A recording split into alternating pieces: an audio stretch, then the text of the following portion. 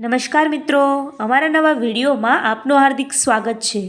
ભવ્ય ઘરેથી નીકળ્યો ત્યારે એક ટીપુય વરસાદ ન હતો.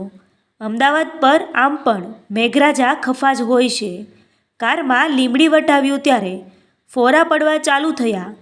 ચોટીલા આવતા સુધીમાં તો ભવ્યને ધોધમાર શબ્દનો અર્થ પૂરેપૂરો સમજાઈ ગયો. એણે જવાનું હતું જામનગર, પણ રાજકોટ વટાવવામાં તો ચારે બાજુ પાણી પાણી. જો એણે ત્વરિત નિર્ણય લઈ લીધો હોત તો એ રાજકોટમાં કોઈ સારી હોટેલમાં રાતવાસ માટે રોકાઈ ગયો હોત. પણ સેલ્ફ ડ્રાઈવ કરતા પુરુષોનો આત્મવિશ્વાસ બુલંદ હોય છે. પડધરી આવ્યું.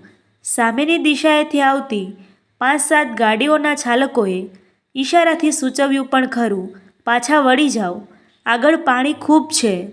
અમે પણ જામનગર જવા માટે જ નીકળ્યા હતા, જઈ શકાય તેવું નથી. ભવ્ય મનમાં બબડ્યો, છટ, તમારી બધાની કાર નાની છે, મારી કારનું બોડી જમીનથી સારું એવું ઊંચું છે. હું પાણી વીંધીને નીકળી જઈશ. પડધરીના પાણીમાંથી તો ભવ્યની કાર આરપાર પસાર થઈ ગઈ, પણ ધ્રોળ પાસે એ અટકી પડી. અંધારું થઈ ગયું હતું. આભ અનરાધાર વરસી રહ્યું હતું. વીજળીના ચમકારા અને વાદળોનો ગડગડાટ ડરામણો લાગી રહ્યો હતો. ધ્રોળમાં પ્રવેશતા પહેલાં જ ગાડીનું એન્જિન બંધ પડી ગયું. ભવ્યને હવે અહેસાસ થયો કે બરાબર ફસાઈ ગયો છે. હેડલાઇટ પણ ક્યાં ચાલુ રાખી શકાય એમ હતું. બહાર પગ મૂકતાની સાથે એ પાણીથી તરબોળ થઈ જાય એવું હતું. ગામની વસ્તી હજુ દૂર હતી. થોડાક છૂટાછવાયા મકાનો ઊભા હતા. હોટેલ જેવું કોઈ બિલ્ડિંગ હોય તો પણ કળાતું ન હતું. ભવ્યની છાતી અક્કડ ભયના લીધે થથરી ગઈ. હવે મારું શું થશે? અચાનક એને યાદ આવ્યું એક નામ. એ દિમાગને તકલીફ આપી રહ્યો હતો. પવિત્રા આ ગામમાં જ નોકરી કરે છે. એકવાર એણે જ ફોન પર માહિતી આપી હતી. કદાચ એ તો નંબર મેં સેવ પણ કર્યો છે. લાવ, એને ફોન કરી જોઉં. ભવ્યના સારા નસીબે પવિત્રાનો મોબાઈલ નંબર એના મોબાઈલમાં સેવ્ડ હતો. એણે રિંગ મારી. લાંબી રિંગ વાગી. ભવ્યની પૂરી ચેતના એમના કાનમાં આવીને બેસી ગઈ. કેમ એ ફોન રિસીવ કરતી નથી? ઊંઘી ગઈ હશે?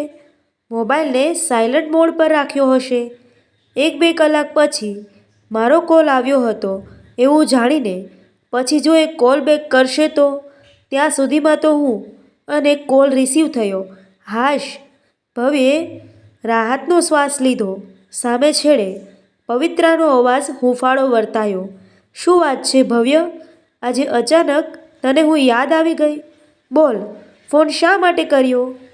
કંઈ કામ પડ્યું હશે, નહીંતર તને ક્યાં સમય છે મને યાદ કરવાનો? પવિત્રા, અત્યારે મને મેણાટોણા મારવાનો સમય નથી. હું તારા ગામની સડક પર વરસાદી પાણીમાં ખરાબ રીતે ફસાયો છું. તું ક્યાં છો? હું બીજે ક્યાં હોઉં? હું ધ્રોળમાં જ છું. પણ જો તું ધ્રોળની અંદર દાખલ થઈ ગયો હો તો તને તકલીફ પડશે, કારણ કે મારું મકાન ગામની બહાર 1-1.5 કિમી મેઇન રોડ પર આવેલું છે. પવિત્રાએ સ્થિતિ વિશે ચોખવટ કરી. ભવ્ય ખુશીથી ઉછળી પડ્યો. જો એવું હોય તો હું તારા ઘરથી બહુ નજીકમાં જ છું. તું મને ગાઈડ કર, હું આવી જઈશ. 20 મિનિટની મહેનત પછી ભવ્ય પવિત્રાના ફ્લેટમાં પ્રવેશ્યો. એની કારથી ફ્લેટનું અંતર માંડ 200 ડગલા જેટલું હશે. પણ વરસાદ, પાણીનો ભરાવો અને અંધકારના કારણે આટલી વાર થઈ ગઈ. પવિત્રાએ કહ્યું, બાથરૂમમાં જઈને નહાઈ આવ. સાથે કપડાં તો લાવ્યો છે ને? નહીંતર મારી નાઈટી આપું. જાને, તું એવી ને એવી જ રહી. હું કપડાં વિના ચલાવી લઉં, પણ તારી નાઈટી તો ક્યારેય ન પહેરું. બાય ધ વે, મારી બેગમાં 4 જોડી કપડાં છે. હસીને ભવ્ય બાથરૂમમાં ઘૂસ્યો. ભવ્ય સ્નાન કરીને કોરા કપડાં પહેરીને બહાર નીકળ્યો ત્યારે પવિત્રા આદુવાળી ચાના 2 કપ સાથે એની રાહ જોઈ રહી હતી. ચાની ચૂસકી ભરતા ભરતા ભવ્યે આજુબાજુ જોઈને પૂછ્યું, ઘરમાં આપણા 2 સિવાય કેમ ત્રીજું કોઈ દેખાતું નથી? તને ખબર તો છે કે મેં લગ્ન નથી કર્યું. મમ્મી પપ્પા ઔરંગાબાદ રહે છે. ભાઈની નોકરી ત્યાં લાગી છે. પછી વાતનો વિષય બદલતા એણે પૂછ્યું, ઘર કેવું લાગ્યું? જેટલું જોયું એટલું સુંદર છે. ભવ્યે પ્રશંસા કરી. હા, નાનું છે, પણ મારી એકલી ના માટે પૂરતું છે. ચા પૂરી કરીને પવિત્રા ઊભી થઈ ગઈ. ચાલ, તને મારો બેડરૂમ બતાવું. ઘર ખરેખર નાનું હતું, પણ બહુ સુંદર હતું. બહુ નાનો નહીં, બહુ મોટો નહીં એવો ડ્રોઈંગ રૂમ હતો.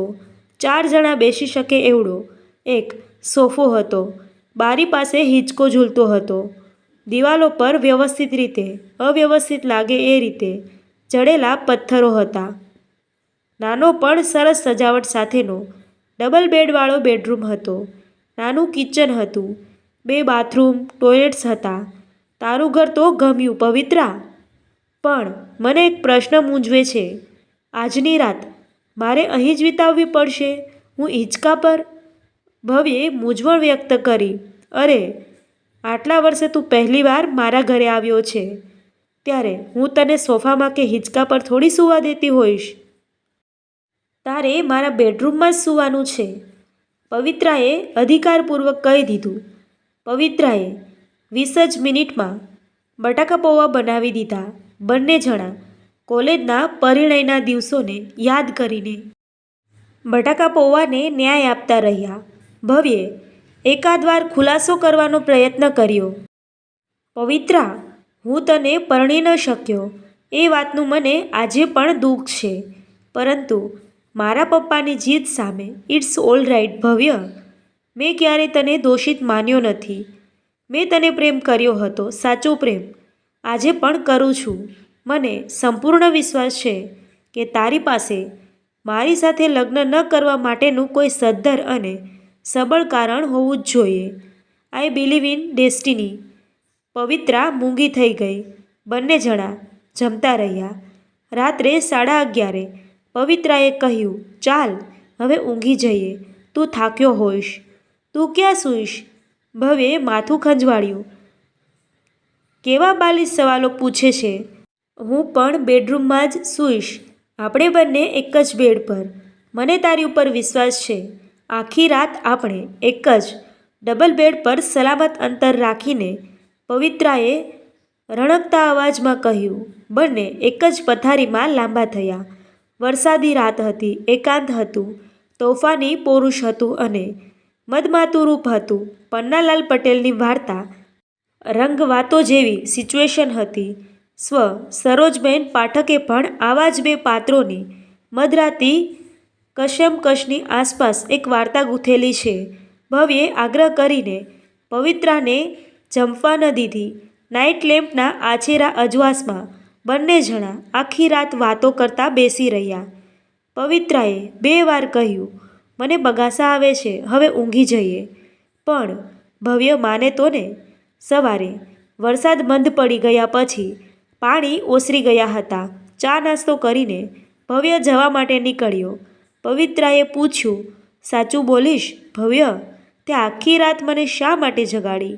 ઊંઘ તો તારી આંખમાં પણ મને દેખાતી હતી. ભવ્ય થોડી ક્ષણ માટે ભૂતકાળની પ્રેમિકાની આંખમાં ઉતરી ગયો. પછી ગંભીરતાપૂર્વક બોલી ગયો, પવિત્રા, તું અત્યંત પવિત્ર સ્ત્રી છે. મારે તને અપવિત્ર નહોતી કરવી, એટલે મેં આપણને બેયને જાગતા રાખ્યા. આવું કેમ કર્યું ભવ્ય? મને તારા પર સંપૂર્ણ વિશ્વાસ હતો. પવિત્રાએ ભારપૂર્વક કહ્યું. એના કરતાં પણ વધારે ભારપૂર્વક ભવ્યે જવાબ આપ્યો. કારણ કે મને મારી ઉપર જરા પણ વિશ્વાસ ન હતો, પવિત્રા. મિત્રો, આ એક સત્ય ઘટના છે. તો મિત્રો, આવી સત્ય ઘટનાઓ અને જીવનમાં કંઈક શીખ મળે તેવા વિડીયો જોવા માટે તથા મજેદાર વિડીયો જોવા માટે અમારી ચેનલ સાથે બન્યા રહો.